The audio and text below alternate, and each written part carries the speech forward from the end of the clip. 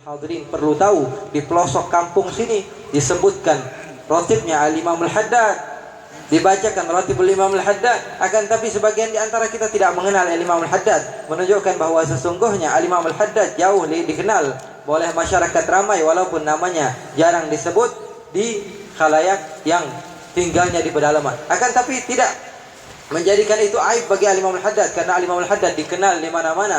Bahkan Al-Imam Al-Haddad adalah orang yang dekat kepada Allah Subhanahu wa taala. Ma'asyiral hadirin wal hadirat yang dimuliakan oleh Allah Subhanahu wa taala, beruntung kita karena hadir di tempat ini.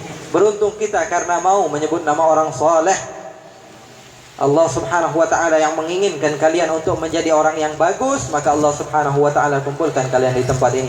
Ma'asyiral hadirin yang dimuliakan oleh Allah Subhanahu wa taala, mengenang Al-Imam Al-Haddad. Kalau kita bacakan sejarahnya Al-Imam Al-Haddad, maka tidak akan ada habis-habisnya. Karena apa? Karena manaqib orang-orang yang berada di kota Hadramut, kalau ditulis dengan kitab, maka kitabnya enggak bakalan cukup. Dikatakan bahwa sesungguhnya salah seorang daripada imam besar di kota Yafi', di sana ada Al-Imam Al-Yafi'i. Beliau ini mengarang kitab namanya Raudhur Riyahin. Di dalamnya beliau tulis nama-nama ulama yang terkenal, nama wali-wali yang terkenal. Bahkan di sebagian tempat dibacakan kitab Raudhur Riyahin ketika membacakan manaqib-manaqib orang saleh. Akan tapi di dalam kitab tersebut tidak ditulis sedikit pun orang-orang Hadramut. Lalu sebagian orang Hadramut marah kepada Imam Al-Yafi'i. Wahai Imam Yafi', kau ini tinggal di kota Yaman, akan tapi ada daerah yang bernama Hadramut, di situ ulamanya banyak, kenapa engkau tidak sebutkan di dalam kitabmu? Apa jawab Imam Al-Yafi'i? Wahai Habib, wahai Syekh, wahai fulan, kalau aku sebutkan ulama-ulama yang ada di kota Hadramut, umurku akan habis dan kitabku tidak selesai. Kalau satu saja aku sebutkan ulama daripada Hadramut di dalam kitabku, umurku akan habis dan kitabnya tidak akan selesai. Menunjukkan bahwa sesungguhnya ulama-ulama di kota Hadramut adalah ulama-ulama yang hebat. Tidak begitu saja cucu-cucu mereka datang ke negeri Indonesia yang terkenal dengan nama Wali Songo. Mereka ulama-ulama yang datang dari kota Hadramut mengenalkan kita kepada Allah, dan sekarang kita berkumpul bersama-sama di sini menunjukkan bahwa kita adalah orang yang bersyukur. Terima kasih kepada mereka yang berjasa kepada kita. Kalau tidak disyukuri hal-hal ini, maka kita akan lupa kepada jasa para ulama. Al-Imam Al-Haddad adalah sosok yang Masya Allah hebat. Harus kita contoh. Diadakannya haul seperti ini agar kita mencontoh mereka, agar mengikuti apa yang mereka lakukan. Nah, sebagian kita baca manaqib Imam Haddad, baca manaqib Syekh Abdul Qadir Al-Jailani, akan tapi yang dibaca ketika orang itu sudah bisa terbang, orang itu sudah berdiri di atas air. Ya, kita inginnya yang seperti itu. Akan tapi kita tidak membaca bagaimana mereka dididik, bagaimana mereka belajar, bagaimana mereka menjadikan hati mereka untuk Allah Subhanahu wa taala. Harusnya kita lebih perdalami ma'asyiral hadirin tentang tarbiyah mereka, tentang belajar mereka, tentang mengajar mereka. Setelah itu baru Allah Subhanahu wa taala berikan kemuliaan kepada mereka. Al-Imam Al-Haddad pernah suatu saat datang seorang anak kecil kepada bapaknya. Lalu bapaknya berkata kepada anaknya, "Wahai anakku, sebentar lagi akan ada lebaran kurban. Ini ada pisau, tapi pisaunya nggak tajam. Sekarang kau pergi ke pasar, kasih ke Haddad." Haddad di dalam bahasa Arab berarti kan tukang besi. Katanya, kau sekarang ambil ini pisau, pisaunya udah nggak tajam. Kau pergi ke pasar, kasih ke Haddad.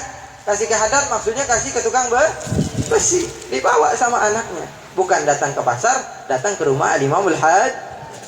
Al-Imam Al-Haddad sedang duduk, didatangi oleh anak kecil. "Wahai Habib, ini ada pisau, abah saya suruh diasah."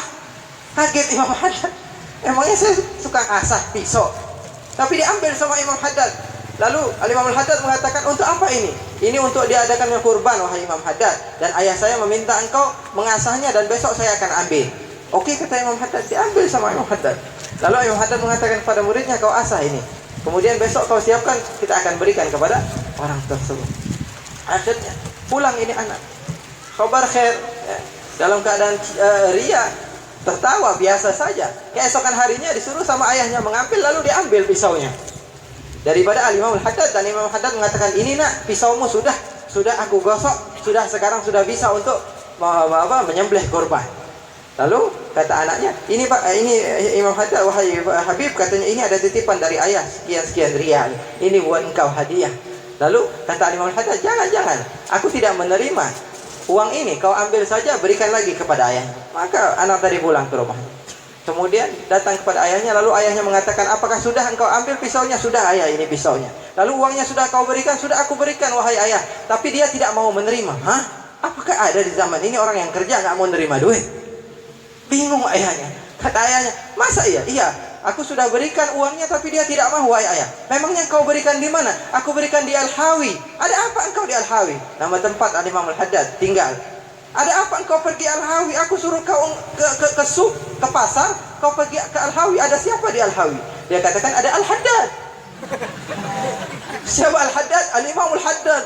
Wah, akhirnya dia terkejut lalu mengatakan inna lillahi wa inna ilaihi raji'un. Aku mendapatkan musibah. Kenapa? Karena aku telah menyuruh seorang imam yang besar, yang agung, yang mulia, yang dikatakan bahwa sesungguhnya qarrat bihi ainun Nabi Muhammadi fahuwa lahu min ahsanil auladi. Anak yang paling disayang, anak cucu Rasulullah termasuk adalah Al-Imam Al-Haddad radhiyallahu taala anhu. Lalu bapaknya datang ke Imam Al-Haddad lalu mengatakan, wahai Imam Al-Haddad, ini aku minta maaf kepada engkau karena anakku ini adalah anak yang tidak mengetahui bahwa sungguhnya aku memerintahkan dia untuk ke pasar, maka aku minta maaf dan aku ingin memberi engkau sedikit daripada hadiah. Kata Imam Al-Haddad, wahai fulan, jazakallah khair, terima kasih banyak. Mudah-mudahan dengan aku membantu mengasah pisau tadi, Allah subhanahu wa ta'ala memberikan aku keberkahan dari memotongnya engkau kurban. Subhanallah. Indah sekali akhlak ulama yang seperti ini. Mereka-mereka ini adalah contoh bagi kita ma'asyiral hadirin. Mereka-mereka ini adalah orang-orang yang dekat kepada Allah dan bisa mendekatkan kita kepada Allah subhanahu wa ta'ala. Jangan kaget ma'asyiral hadirin, jangan takut ma'asyiral hadirin, karena kita masih punya ulama-ulama yang hebat. Beliau-beliau di dalam sana ada Al-Habib Hamid bin Nagib bin Syekh Abu Bakar bin Salim, ada Al-Habib Muhammad bin Abdullah Al-Habsyi, murid daripada Al-Habib Muhammad bin Alawi Al-Maliki, murid daripada Al-Habib Alawi Al-Maliki, murid daripada Al-Imam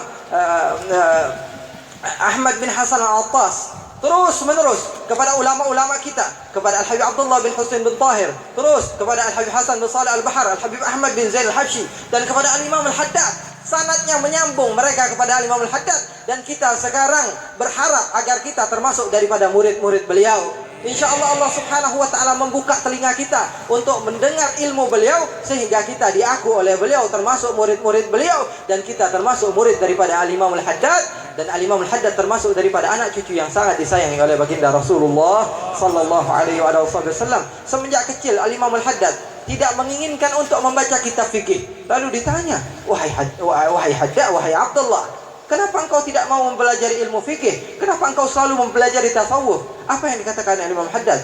Anak yang polos, buta, masih kecil, belum baligh, mengatakan kepada teman-temannya, sahabat-sahabatnya, wahai sahabatku, aku tidak mau belajar ilmu fikih. Kenapa? Karena Nawawi menyalahkan Rafi'i, karena Romli menyalahkan Ibn Hajar.